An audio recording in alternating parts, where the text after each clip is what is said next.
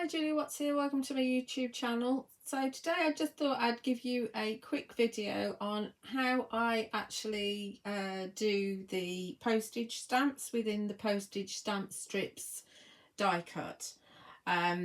So we are using the Postage Stamps 3, which is from the new Botanical Blend collection, which is CS418. You'll find it over on my website, over on my website juliawattscrafts.co.uk for shipping to UK addresses. You'll also find it over at ecraftdesigns.com in the US and at ecraftdesigns.eu in Europe.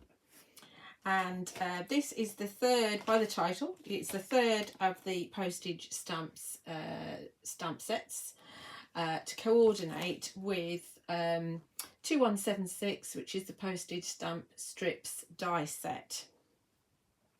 So we had the first one, which was part of the Dolce Vita collection, I believe, and then we had some Christmas ones, which are very popular. And now we've got these to go with the Botanical Blend, and they are themed towards nature. So you've got some plants in there, you've also got some bugs in there, and you've got some characters as well. And you've also got a blank one, so you can put things in there. So yeah, so I thought I'd show you how I do that. So first of all, cut postage stamp strips out, and you can see they do cut out with a border around them. That's how they fall out of the die. I haven't poked out all my bits because they'll pop out in a minute anyway. So you've got the smallest one, which is this one. Then you've got the next size, which is this one, which is one I'm going to work on. I'm not worried about that. That's where I cut my card a little bit shy, or it wasn't big enough, because we're going to be taking the sides off anyway, so you don't need to worry about that if your die slips. That's this one here. Then you've got this one, and that's this one. And then you've also got this large one here, which has got just 5 on it. You can see photographs would fit in there really nicely. And that's this one. And you've also got within the die set, as you can see, lots and lots of embellishments with numbers and things and bits and pieces on, and some blank backers as well. So, right, let's crack on. So what I want to do first of all is add a little bit of colour at the back. So I do need my die set back again, and we'll grab this second size one here. And it is a good idea to actually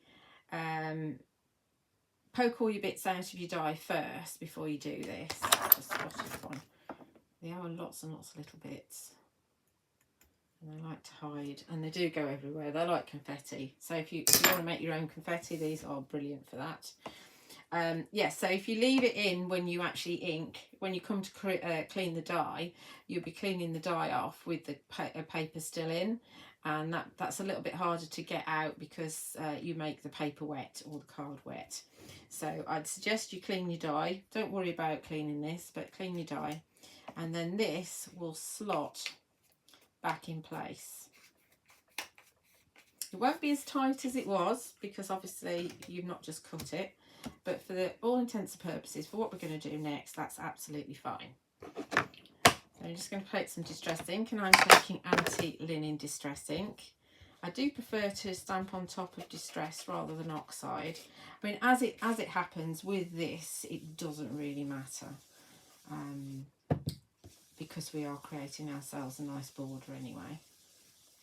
And with antique linen, it's quite pale, so it looks like you're not really doing anything. But when we take this away, you'll see.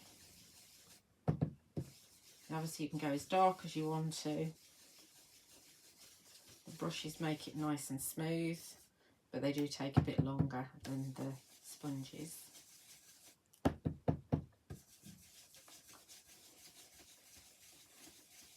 Talk amongst yourselves while I'm doing this. Excuse me. Why do frogs in the throat always come when you're going to do a video? They always do. It's really annoying.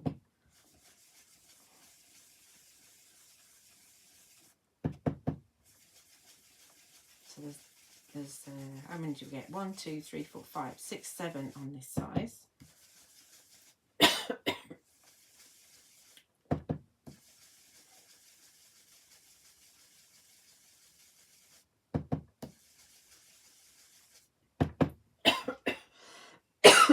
Excuse me, I'm sorry about this. I'll go one more.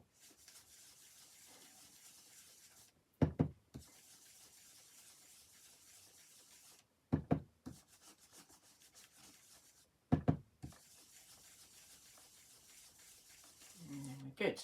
Obviously clean the ink off of your die. Now you can see, hopefully you can see there's a difference in the colour. Okay. So it's still leaving them on. You find that some of the bits might drop out. You might have some bits that go into your die, but as I say, do clean that ink off of that die, so the next time you do this, or when you put it through your machine, you don't get a transference of ink. I'll just quickly clean up my craft sheet.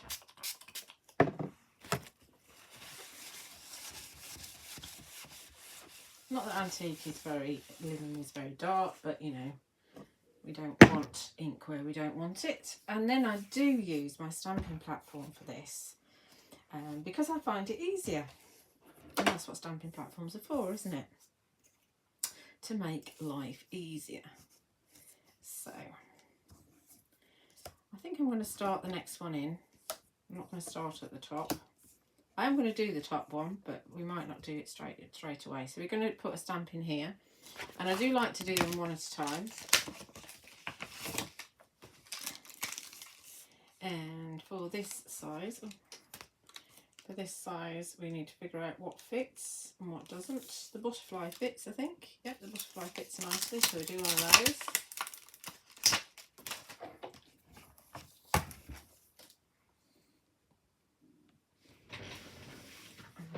Oops, sorry. Bash. Sorry. Hopefully you don't feel seasick now having watched that. Knocked it again. Trying to get it straight. I think that's straightish. We'll go with that. You can see I pushed the postage stamp strip into the corner, so if it moves, it's more about getting more pressure on, and I find it easier than using the block. When I've done it with a block, I've actually ended up with it not being lined up very well at all. So I'm going for Nocturne Versafine Clair. A good old press. And there we've got our first postage stamp. Give that a bit of a clean, so I don't get too mucky. Obviously you could do a whole strip of butterflies if you want to, it's up to you. I'll probably do a couple that are the same. And of course you can make your own up as well. We'll be going for, I like this Journal Science Plants section one. I think this goes in this.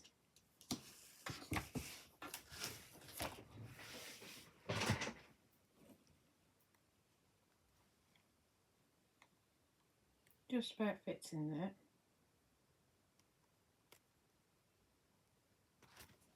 And of course you can use these stamps outside of the postage stamp strip. You don't need to, you can use some backgrounds and just embellishments, whatever you want. You don't have to use them with the die set.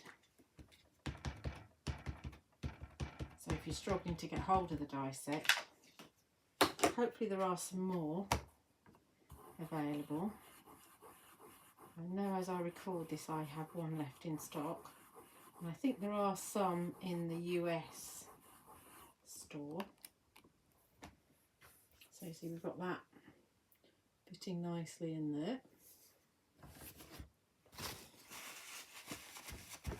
Might do a couple of these.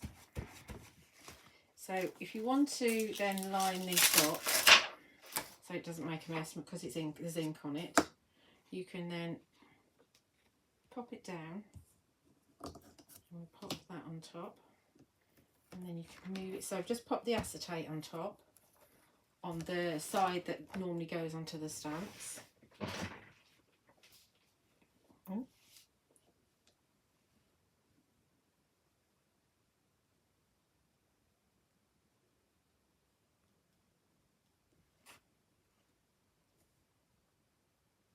I think that's good.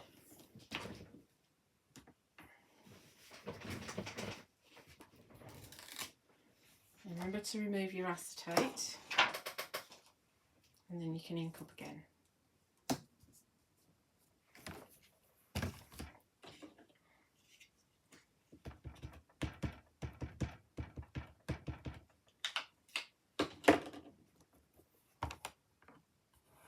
Oh, that's a bit low, I think.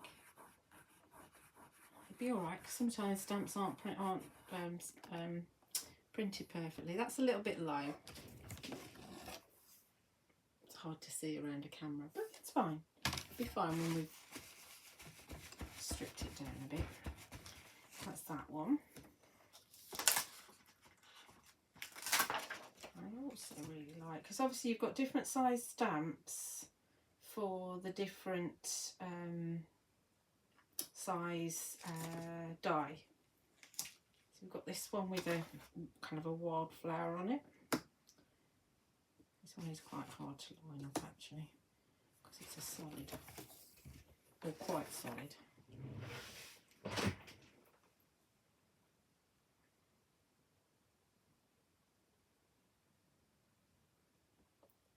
And when I move my finger, it moves.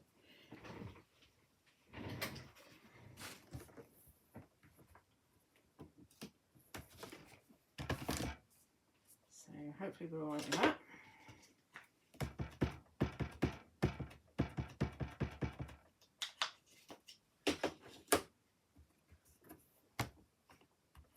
This is why we ink up. If you ink up first, then you haven't got to worry about smudging the ink. Because Versafine Clair will move after you've stamped it. It stays open for a while, although it's waterproof. So there's that one. Ooh.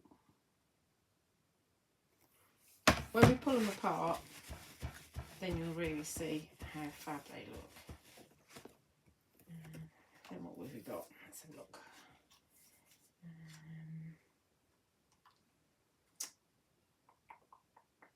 We could put, oh, that one might go in. There's a dragonfly here. Let's do the dragonfly up there. Again, a bit of a challenge because it's quite tight with the perforations, but I'll go with that. Starting to get mucky fingers.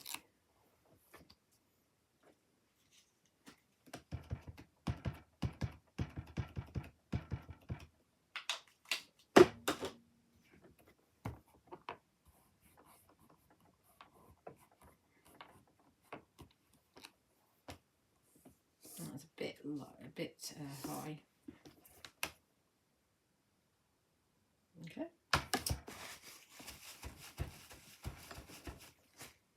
Do tend to judge myself quite a lot when I'm stamping. I think, oh no, that's no good. Oh, that's no good. And there's another one that I really like. This one, I think it is. Yes. We'll do a couple of these. It says, what does it say?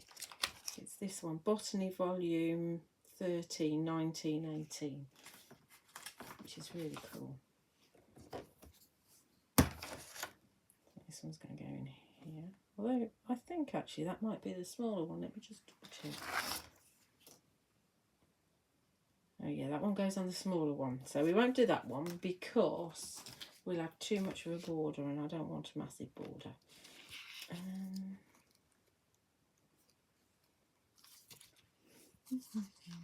Let's do a ladybug.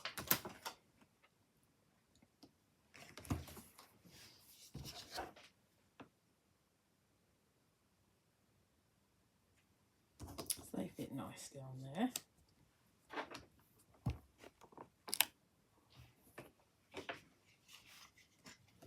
And then we'll do one more and this strip will be finished. It's it's worth doing these in batches really, and then you've got them for whenever you want to use them, because sometimes you think, oh, there's something missing, and it's easier to tell when you've already got something prepared. And you can, you know, perhaps look at what papers you've got and ink up in various different colours. So there's a ladybug. We'll do one more down the bottom, and then we'll be done. Let's have a look. What else might we want to use down here? This one will fit, won't it?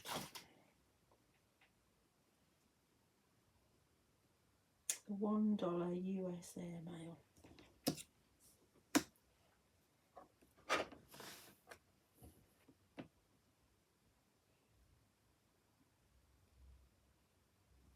Don't think I've used that one before.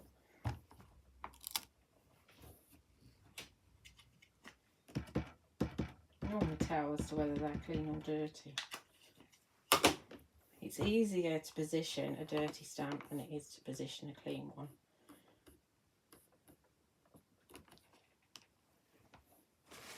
There we go.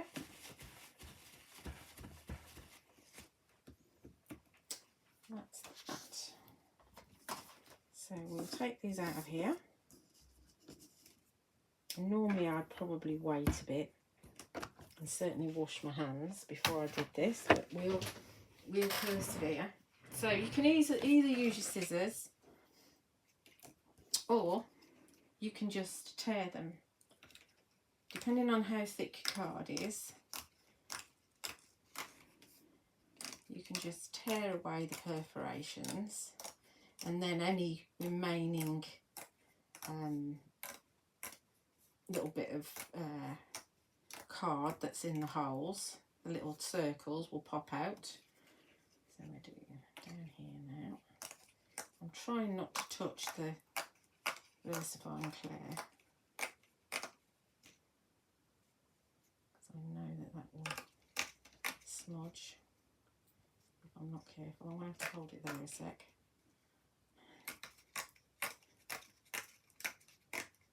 Obviously, if you, like I say, if you wait, then you don't have to worry so much. Then we'll tear the top one off and the bottom one off.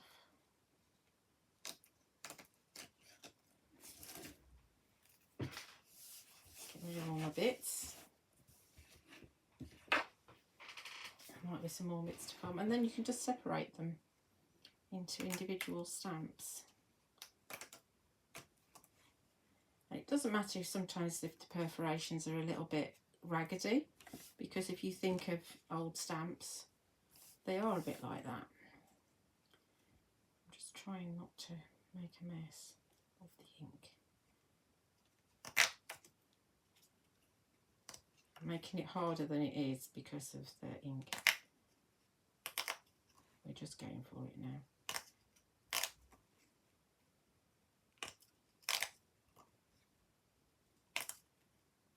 Right, there we go. There's all of our stamps. Let's move the little bits out of the way. So I'll show you kind of 3 at a time, or 3 or 4 at a time.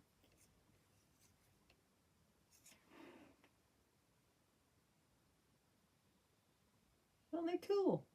I wouldn't ink around the edges, but these, because you lose your definition. But they're great just to add to some of your pages, even if you've not necessarily stamped them you know, quite well. So you could, so here this one's a bit high, so you could arrange them so that they're kind of perhaps overlapping a bit, just cascading down your project. So that's it. I just thought I'd show you how I do these. I'm going to crack on and do some more now. As I said, you can find the dies and the stamps over on my website, juliawattscrafts.co.uk, and also at ecraftdesigns.com in the US and ecraftdesigns.eu in Europe. Do like and subscribe on my YouTube channel, which is where you are now, and thank you for watching.